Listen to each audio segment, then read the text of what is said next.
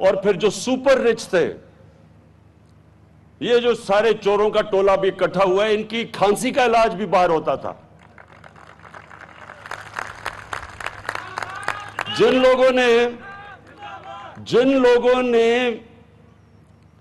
اپنی عوام کی صحت اور علاج کی ذمہ داری اٹھانی تھی، وہ سارے پچھلے 30 سال سے دیکھیں، جب دیکھو تو جی وہ چیک اپ کے لیے لندن جا رہا ہے، جب کوئی سنو تو جی اس کا پر علاج ہو رہا ہے وہاں لندن میں، کبھی وہ امریکہ جا رہا ہے، کھانسی ہے تو دبئی جا رہا ہے۔ ان کو کیا پتا کہ پاکستان کی عوام کی کیا مشکلات کا سامنا کرنا پڑتا تھا۔ آج سارے چور اکٹھے ہوئے ہیں۔ 30 سال سے، اس سے پہلے 20 سال پہلے دونوں گالیاں ایک دوسرے کو چور کہتے تھے۔ زرداری کو جیل یہ نون لیگ نے ڈالا تھا۔ ہمیں یہ یاد رکھیں کہ تحریک انصاف نے 2 دفعہ زرداری کو جیل میں نہیں ڈالا تھا۔ اس کا پیٹ پھاڑ کے پیسہ کس نے نکالنا تھا؟ تحریک انصاف نے نہیں نکالنا تھا۔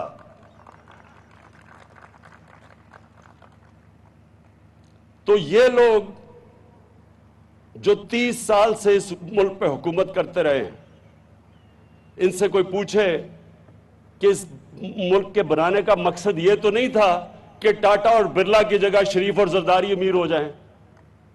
اس کا تو بڑے ایک عظیم خواب تھا، اور آج تک کبھی انہوں نے سوچا کہ عام آدمی کے لیے ہماری ذمہ داری ہے عام آدمی۔ خواتین و حضرات، یہ جو آج پاکستان انہوں نے چھوڑ دیا ہے، آپ کو پتا ہونا چاہیے کہ جو ڈاکٹر اور نرسز ٹو پاپولیشن ریشو، یعنی کتنی عوام کے لیے کتنے ڈاکٹر اور نرس چاہیے ہیں، پاکستان کی دنیا میں تقریباً سب سے بری ریشو ہے۔ یعنی ہمارے ملک میں سب سے کم ڈاکٹر اور نرسز آبادی کے لحاظ پہ ہیں۔ ہمارے سب سے کم ہاسپٹل ہیں۔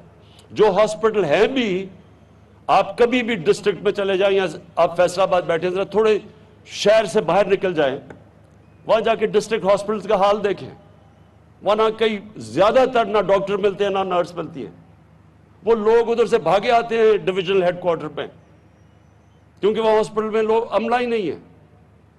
تو یہ ایک دن میں تو نہیں ہوا، یہ آہستہ آہستہ ایک ملک میں حکمران طبقے نے آہستہ آہستہ عوام کے لیے ایک پاکستان بنا دیا اور اپنے لیے دوسرا۔ تو میں آج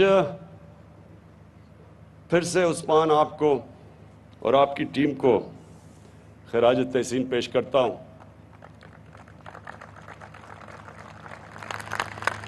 بہت بڑا قدم اٹھایا آپ نے، اور انشاءاللہ آپ دیکھیں گے کہ اس سے اب آگے ہوگا کیا۔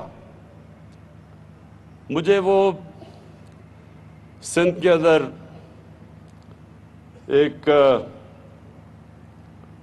پارٹی کا لیڈر ہے، 13.5 سال ہو گئے، اردو بھی نہیں صحیح طرح بولنی آتی، بارش ہوتا ہے تو پانی آتا ہے، تو وہ کہتا ہے کہ ہم پیسے نہیں خرچ کریں گے ہیلتھ انشورنس پہ، ہم ہسپتالوں پہ پیسے خرچ کریں گے۔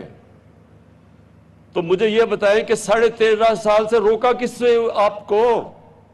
ذرا سندھ کے ہسپتالوں کا تو حال دیکھیں، جا کے دیکھیں تو صحیح بیچارے سندھ کے لوگوں کے اوپر کیا گزر رہی ہے۔ آپ ابھی بارش آتی ہے تو پانی آتا ہے، آپ کو پتا ہے کہ لوگوں کی حالات کیا ہے؟ آپ کبھی گاؤں میں گئے ہیں لوگوں کے، پوچھا لوگوں اس کے اوپر کیا گزرتی ہے؟ اور وہ زرداری صاحب وہ چیک بک چوری کے پیسے سے آ گیا لوگوں کو خریدنے کے لیے، کبھی کسی کو پولیٹیشن کو خریدتا ہے، کبھی کسی کو خریدتا ہے۔ دیکھیں، میں اپنے پاکستانیوں کو آج یہ کہنا چاہتا ہوں، میں صرف پولیٹکس میں اس لیے آیا تھا کہ یہ جو 2 چور، یہ بڑے بڑے ڈاکو جو لوٹ رہے تھے، میں نے 25 سال پہلے جہاد ان کے خلاف شروع کی تھی۔ میرا مقصد ہی آنے کا یہ تھا کہ جب تک یہ 2 خاندان اس ملک کو لوٹتے رہیں گے، یہ ملک کا کوئی مستقبل نہیں ہے۔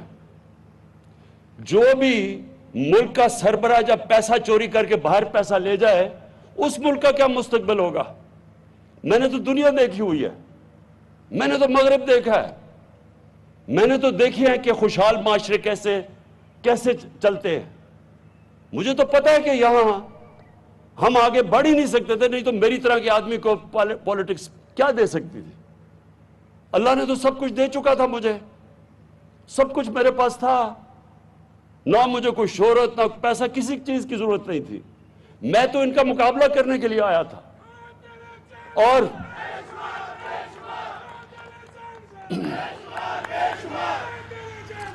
سنیں ذرا، تو دو وجہ سے آیا تھا۔ ان کے ہوتے ہوئے پاکستان کا کوئی مستقبل نہیں تھا، اور ہمارا مقصد ہی اس ملک کو، ہم پاکستان کے ساتھ بڑے ہوئے ہیں۔ میرے ماں باپ غلام ہندوستان میں پیدا ہوئے تھے، ہم پہلی جنریشن تھی جو پاکستان آزاد ملک میں پیدا ہوئے تھے۔ تو جب تک ایک ملک اپنے نظریے پہ نہیں جاتا، وہ ملک کامیاب کبھی بھی نہیں ہو سکتا۔